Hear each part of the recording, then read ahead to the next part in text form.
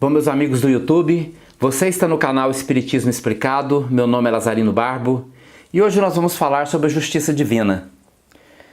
A justiça divina já foi objeto de grande ignorância, o seu entendimento motivado por grande ignorância nos tempos passados. Sempre se utilizou a palavra justiça divina para ameaçar aqueles que discordam de nós, aqueles que entendem a vida de um modo diferente, aqueles que não se comungam de nossos mesmos ideais. Então, o termo justiça divina, de acordo com o entendimento espírita, é completamente diferente. Diante da perspectiva da justiça divina, a pergunta não é o que Deus vai fazer comigo, mas a pergunta será o que eu vou fazer comigo. Tudo o que acontece em todos os parâmetros de nossas vidas, todas as forças externas que agem sobre nós, inclusive as leis do universo que foram colocadas por Deus e através dessas leis naturais ele se manifesta na nossa vida, essas leis naturais, elas agem em nós através de nós. É como eu vou fazer, o que eu vou fazer comigo, se eu consigo perdoar, se eu consigo me perdoar diante das minhas faltas, se eu consigo desenvolver a capacidade de aprender com minhas quedas, de me transformar para melhor, ou se eu vou usar as motivações, se eu vou usar isso para me punir, para me denegrir, para me destruir. Então, diante disso, nós observamos que a justiça divina não está lá fora e age sobre nós. Aquela ideia do julgamento, que nós chegamos um dia lá, depois da morte, num local onde vai estar Deus lá, né, com seus ministros, tipo como se fosse um juiz diante de um julgamento, e ele então vai olhar para nós, vai jogar na nossa cara as nossas faltas e vai nos condenar ao inferno eterno, ou vai nos absolver se ele for com a nossa cara, se ele gostar. Que é bem isso que se entende. Deus gosta de nós se nós estivermos ali bajulando ele, né, participando do fã-clube de Deus. Ou ele nos detesta se nós não participamos do fã-clube de Deus. Ele nos ama se dermos dinheiro para as igrejas, ou ele nos detesta se não dermos dinheiro para as igrejas. Então esse entendimento atrasado, infantil, ele foi completamente eliminado, ele foi completamente substituído pelo espiritismo. Porque o entendimento da espiritualidade é completamente diferente que o que acontece na realidade. Porque nós vemos as pessoas colherem todos os dias os frutos dos seus plantios. Todos os dias nós plantamos e todos os dias nós colhemos. Mas como é que nós colhemos?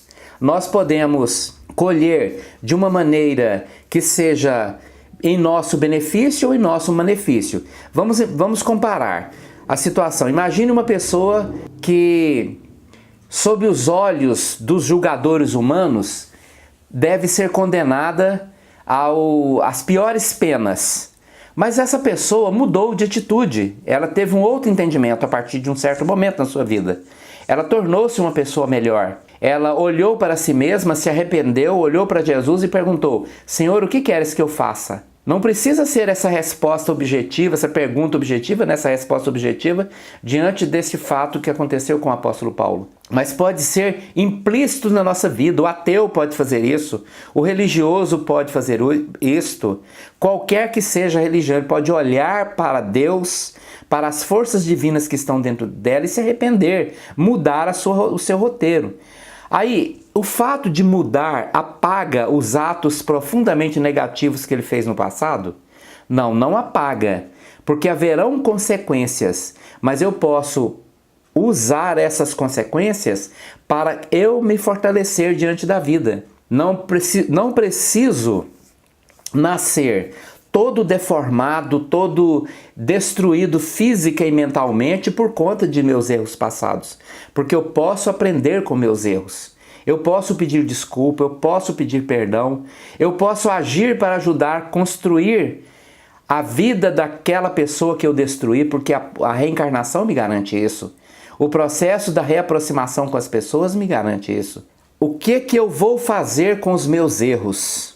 Que atitude eu vou tomar? É como se a vida me colocasse num caminho bifurcado. Tem duas direções.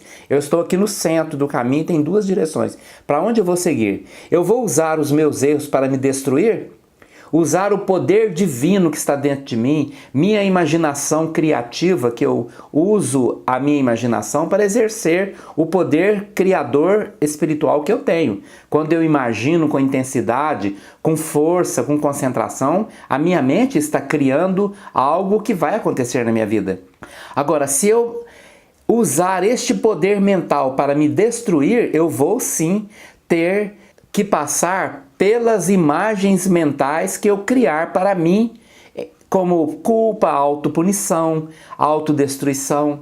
Então, a justiça divina, ela não está fora de nós, ela está dentro de nós. E ela está em ação quando eu uso este poder para me reerguer ou para me destruir. Existem situações que são extremamente graves. Por exemplo, doenças gravíssimas, o câncer, a loucura, a obsessão grave, os processos em que uma criança já nasce doente e vai desencarnar na primeira infância, ou vai passar a vida toda doente, sem remissão, não há possibilidade de retorno, porque aquela força, aquela doença kármica que está ali destruindo a vida da pessoa é o remédio dela.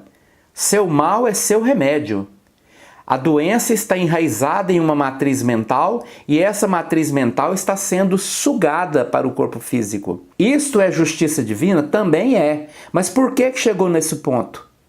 Chegou nesse ponto porque a pessoa, o espírito que cometeu os desatinos que o levaram àquela doença, só levaram para aquela doença porque fez as escolhas erradas do caminho bifurcado.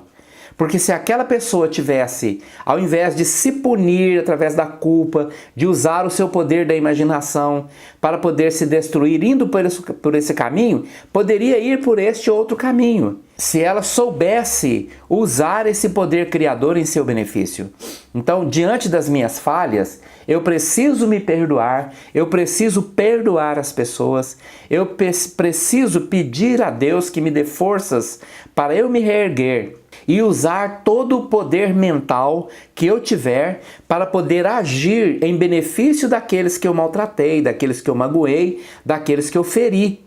E usar este mesmo poder mental para me reerguer, me perdoar, me reconduzir diante da vida, para que eu não tenha que passar pelos processos destrutivos que foram gerados por mim mesmo dentro da minha mente. Deus não pune ninguém, não se ofende com nossas falhas. Imagine se você tem uma criança de 2, 3 anos na sua casa e ela comete erros, faz coisas erradas, você vai punir essa criança com pragas, com maldições, com eternidade de penas? Para Deus, nós somos muito mais irresponsáveis do que uma criança de 2 anos. Nós não tivemos ainda a sabedoria adquirida com o tempo de poder evoluir, crescer. Mas se nós usarmos o nosso poder mental para nos erguer, nós nos erguemos. Mas se nós usarmos o nosso poder mental para nos denegrir, nós nos destruímos.